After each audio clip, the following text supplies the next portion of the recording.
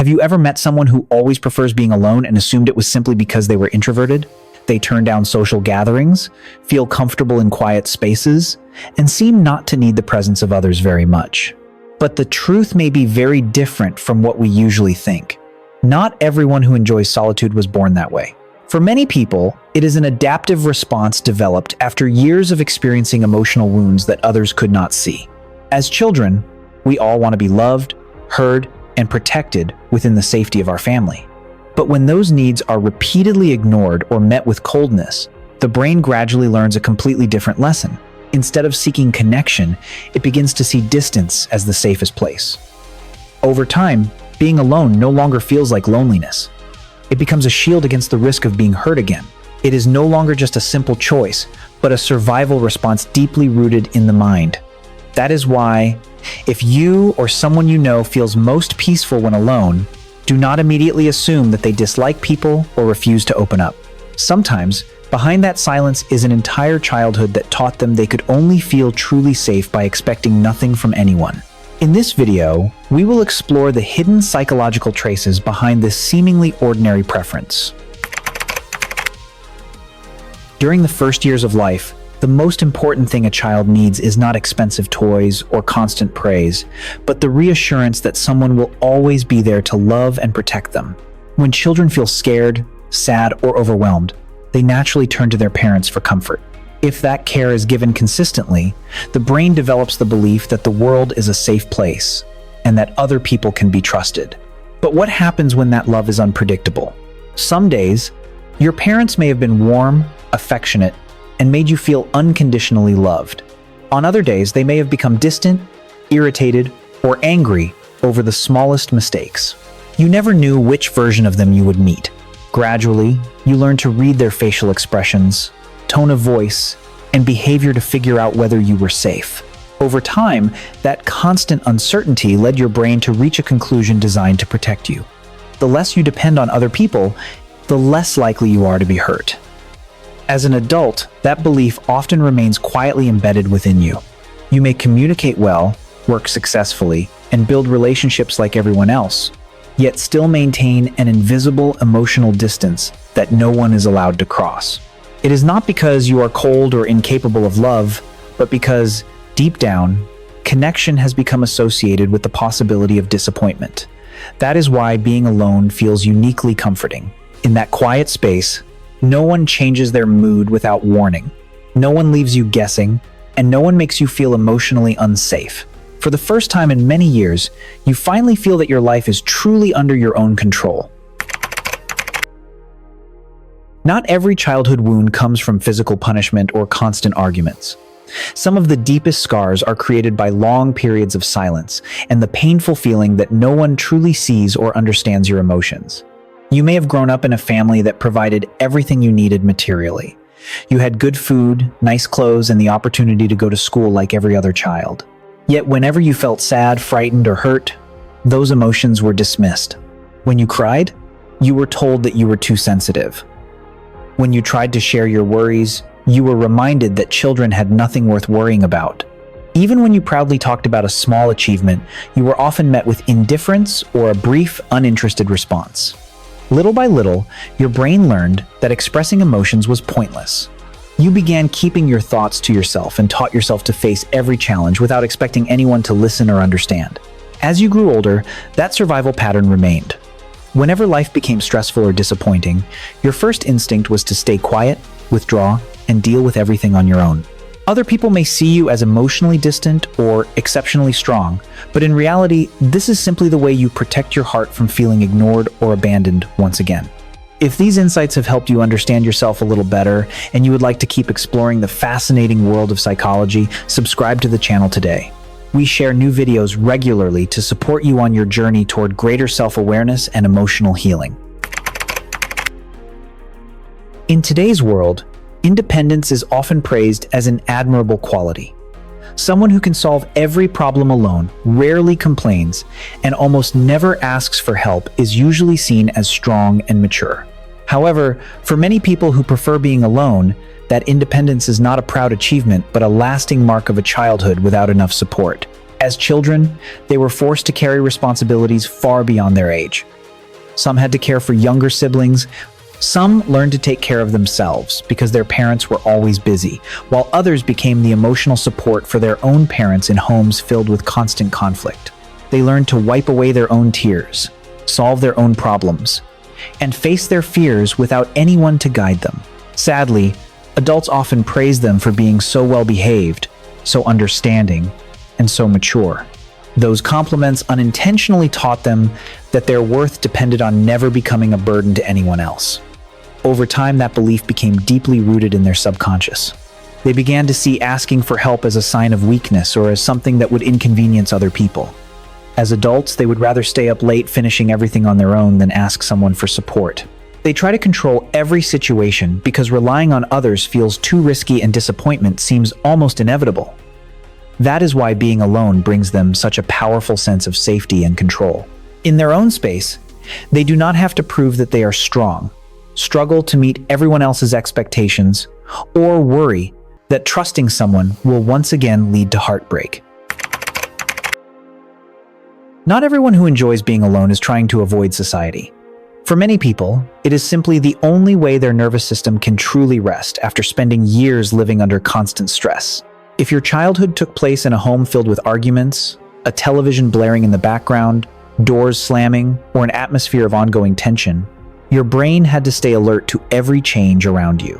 Over time, your nervous system adapted to living in a constant state of vigilance, using enormous amounts of energy just to maintain a sense of safety. As an adult, this can leave you feeling exhausted after social situations that seem completely ordinary to everyone else. A crowded place with overlapping conversations, bright lights, and endless stimulation may drain you far more quickly than it does other people. While many see going out as a way to relax, you may discover that you only begin to recover when you return to the quiet comfort of your own space.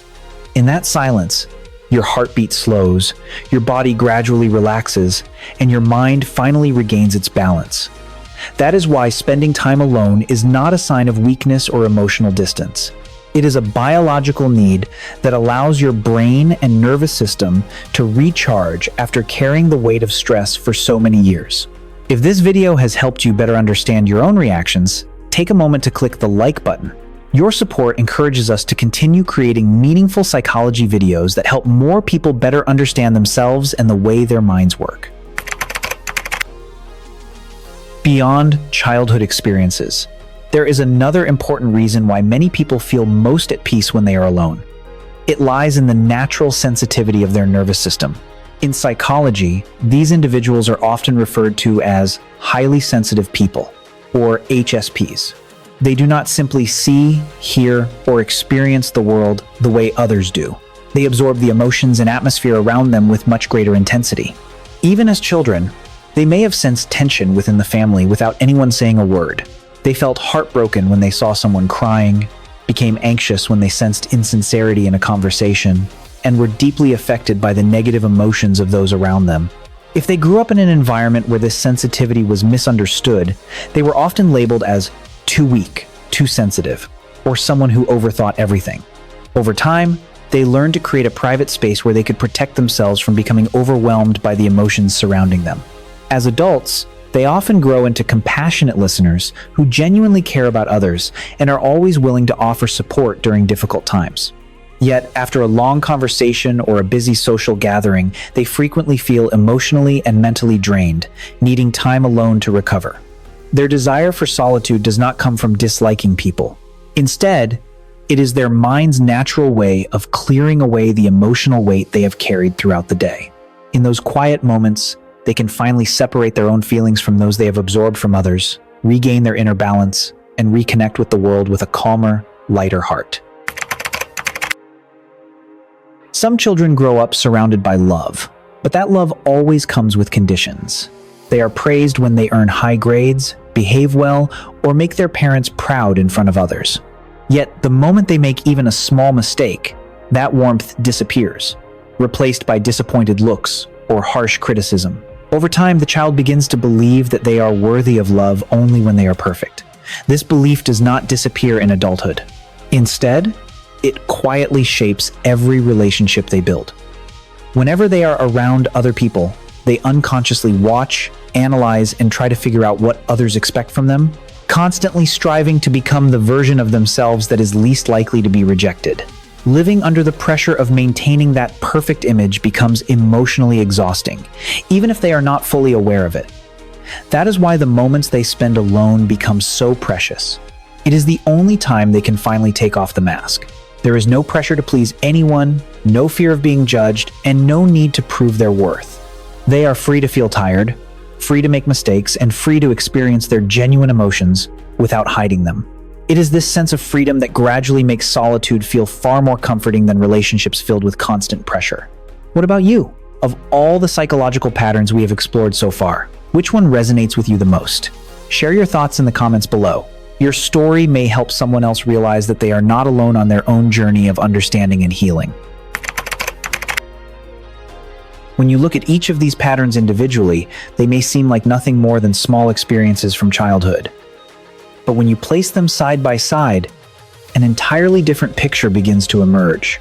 Insecure attachment, emotional neglect, growing up too soon, a constantly overloaded nervous system, high sensitivity, and conditional love all lead to the same outcome. They gradually teach a person to believe that being alone is safer than opening their heart to others. This does not mean they dislike people, are incapable of love, or have no desire to connect. In fact, many of them are incredibly kind, compassionate, and always willing to help those around them. The difference is that, deep within their subconscious, they keep an invisible emotional distance to protect themselves from being hurt again. As a result, solitude is no longer simply a personality trait. It becomes the outcome of years of adapting to emotional pain and uncertainty. Once we understand this, we become less likely to label someone as cold, distant, or difficult to approach. Sometimes, what they truly need is not to be pushed into social situations, but to meet people who make them feel safe enough to slowly open their hearts again. If you recognize yourself in many of the patterns we have discussed, the first thing to remember is that there is nothing wrong with you. Your brain did not randomly choose solitude. It learned to use it as a powerful way to protect you. During your childhood, withdrawing from others may have been the only way to avoid feelings of rejection, disappointment, or emotional pain. That coping strategy helped you survive some of the most difficult periods of your life and brought you to where you are today. In many ways, your brain did an extraordinary job of keeping you safe in circumstances you could not control. That is why you should not blame yourself for wanting to be alone or for feeling exhausted after social interactions. Those reactions once served a very real purpose. However, what protected you in the past does not have to continue controlling your life in the present. Once you understand where these patterns come from, you no longer have to see yourself through the lens of shame or self-criticism. Instead, you can begin treating yourself with greater compassion and recognize that healing is not about denying your past. It is about learning to live more freely while carrying forward the wisdom your past has given you. Although solitude may have helped you survive the wounds of your past, it can also quietly prevent the good things in your present from reaching you. After years of carrying every burden on your own, you may begin to believe that needing no one is the safest way to live. Yet that same belief can cause you to miss the people who genuinely want to love, understand, and stand beside you. A shield can protect you from the storm, but if you keep it in front of you forever, it will also block the sunlight. That is why the goal is not to give up the quiet moments you cherish, but to learn the difference between solitude that helps you heal and solitude that has gradually become a wall separating you from the world. Once you recognize that difference, you can continue honoring your need for peace, while also allowing yourself to experience the trust, connection, and support that every human being deserves. After understanding these childhood patterns, perhaps the most important question is no longer why you enjoy being alone. The real question is whether you are consciously choosing solitude or simply repeating a survival response that has been with you for many years. These two situations may look similar, but they can lead to completely different lives. When you choose to spend time alone, you feel peaceful, relaxed, and recharged, ready to reconnect with the people you care about. But if you constantly withdraw because you are afraid of being hurt, rejected, or disappointed, then solitude is no longer a choice. It has become an invisible cage. Recognizing the difference is the first step toward reclaiming control over your life. You do not need to force yourself to become outgoing or make friends with everyone you meet. What truly matters is learning to listen to yourself. Notice when you genuinely need quiet time to rest, and when old fears are quietly convincing you to avoid the sincere people who could offer the understanding, comfort, and peace you have been searching for all along. After everything we have explored, the most important thing to remember is that enjoying your own company is not a flaw that needs to be fixed. For many people, it was once the only way to protect their heart from emotional pain, disappointment, and loneliness during childhood. That coping mechanism helped you survive difficult experiences and shaped the person you have become today. However, what once helped you survive does not have to keep determining your future. As you begin to understand the roots of your emotional responses, you can gradually recognize the difference between a genuine need for rest and an old fear that is quietly guiding your behavior. You can still treasure peaceful moments, enjoy your solitude, and make time for yourself without shutting the door on meaningful relationships. There are people in this world who are willing to accept you just as you are, without expecting you to be perfect or strong all the time. Healing does not begin by changing who you are. It begins by understanding yourself more deeply and treating yourself with greater kindness every single day. If this video has helped you understand why you feel most at peace when you are alone, subscribe to the channel today. We share new videos every day on psychology and personal growth to support you on your journey of healing, self-discovery, and building healthier, more meaningful relationships.